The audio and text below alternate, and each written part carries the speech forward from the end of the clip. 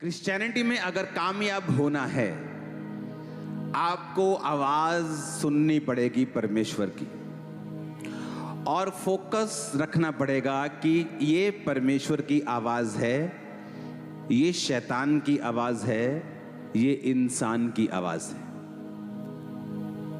और अगर आप इस बात को नहीं पहचान सके, आप मिस कर जाएंगे उस पॉइंट को जिसके लिए परमेश्वर ने आपको बुलाया है।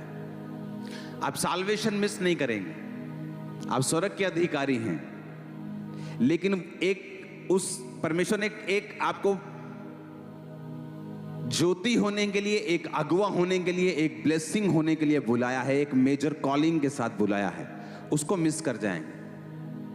अपने हाथों को उठा के बोलो, परमेश्वर आज तेरे वचन को मैं सुनूं और समझूं और फलों को लेके आऊं, प्रभु यीशु मसीह के नाम में। हमें यह मालूम होना चाहिए कि जो आवाज मैं सुन रहा हूं, जो ओपिनियन में ले रहा हूं, जो सलाह में ले रहा हूं, क्या यह परमेश्वर दे रहा है या शैतान दे रहा है।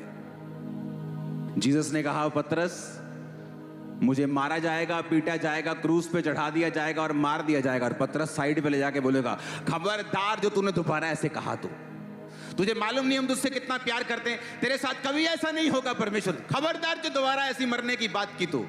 जीसस क्राइस्ट ने क्या कहा, वाह तुम मुझसे कितना प्यार करते हैं। ये कहा, क्या कहा, क्या बोला, क्या बोला, शैतान बोला।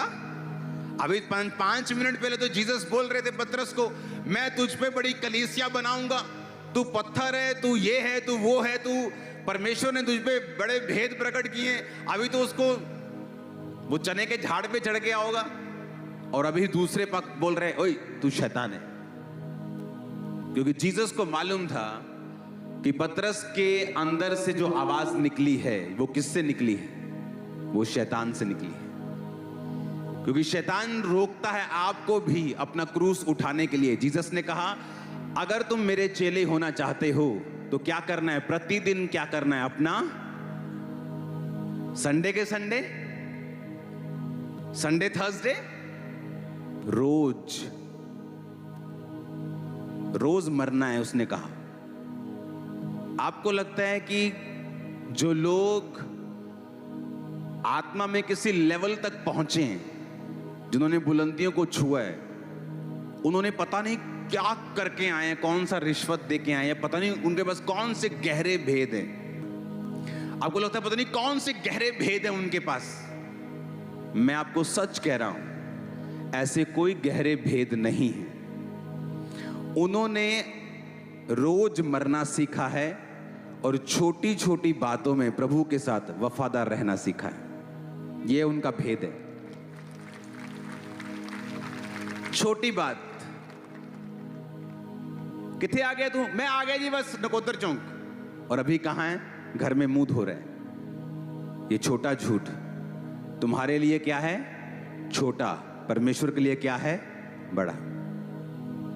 छोटी चोरी, छोटा व्यभिचार, जितने किसी लेवल तक पहुंचे हैं, कामयाबी के शिखर तक पहुंचे हैं, उनके पास कोई बहुत बड़े गहरे गहरे भेद नहीं हैं, सिवाय इसके कि वो छोटी से छोटी बातों में परमेश्वर के साथ वफादार ठहरे और रोज मरे। रोज मरना कि आज कुछ करने का कुछ और दिल कर रहा है, लेकिन अब प्रेयर टाइम हो चुका है, प्रेयर में चले गए। आज फास्टिंग डे है और आपकी फेवरेट डिश बन गई रसोई में, अगर नहीं खाई तो क्या है, रोज मरना। माफ कर दिया, छोड़ दिया, गुस्सा ठंडा कर लिया, रोज मरना। जिसने आपके बारे में खिलाफत की, आप ही का खाकर थाली में शेक किया, उसको भी क्या करना, माफ करना, मतलब मरना। और जीसस ने कहा, जब तुम मरोगे, जब तुम अपने आप में मर जाओगे, मेरा जीवन तुझ में काम करेगा। फिर तुम क्या करोगे, जब तुम बोलोगे इन जीसस नेम, दुष्ट आत्माएं सुनेंगी और भागेंगी। कहोगे इधर इधर भाग तो इधर भागेगी, इधर बोलो तो इधर भागेगी। जब तुम बोलते हो जीसस ने निकल जाओ, बोलती है वो और बैठती है ऐसी की तैसी थे। शैतान नहीं चाहता आप छोटी बातों में वफादार रहें। कामयाब होना है तो आपको वचन के साथ जुड़ना पड़ेगा, स्पिरिट के साथ जुड़ना पड़ेगा। लोग क्या बोलते हैं कि जिन्नी मालक ने लिखी है उन्नी भोगनी है। हाँ, वचन क्या कहता है? आपने कभी ये सुना वचन क्या कहता है? जीसस ने क्या कहा? जिसने आपको बनाया वो क्या कहता है आपकी उम्र के बारे में? क्या कहता? चलो बताओ कि क्या उम्र लिखी है आपकी, कितनी है बताओ। कितने विश्वास करते हैं जितनी जीसस ने लिखी है वो लिखी है? हाथ खड़ा करो। देखो आधी चर्च है। कई बार फेसबुक पे होना चाहिए जब मैं लाइव करता हूं।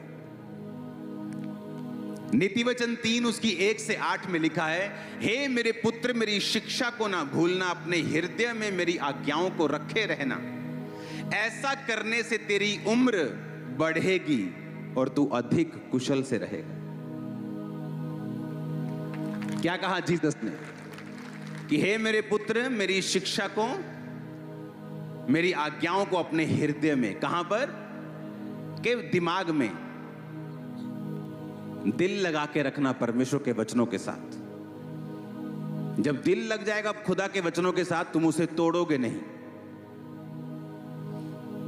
बहुत से, दुनिया की बात कर रहा हूं, बहुत से आदमी, हस्बैंड्स ऐसे हैं जिन्होंने मैरिटल किसी और औरत के साथ अफेयर नहीं किया शादी के बाद, क्योंकि उनकी वाइफ उनसे बहुत प्यार करती थी और वो अपनी वाइफ का दिल नहीं तोड़ सकते थे, सिर्फ इस रीजन से। जब आपके हार्ट में परमेश्वर के वचन के लिए प्रेम पैदा हो जाएगा, क्या लिखा उसने कि अपने हृदय में मेरी आज्ञाओं को रखे रहना और मुझसे वफादार रहना, व्यभिचारी मत बनना, मेरी शिक्षा को ना भूलना, तो क्या होगा? तेरी आयु बढ़ेगी। तुम बढ़ा सकते हो अपनी आयु को। और किसके हाथ में?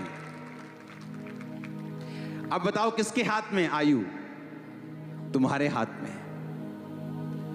वो तो कह रहे सीधा कि अगर तुझे लंबा जीना है, अपने माता और पिता का आदर कर।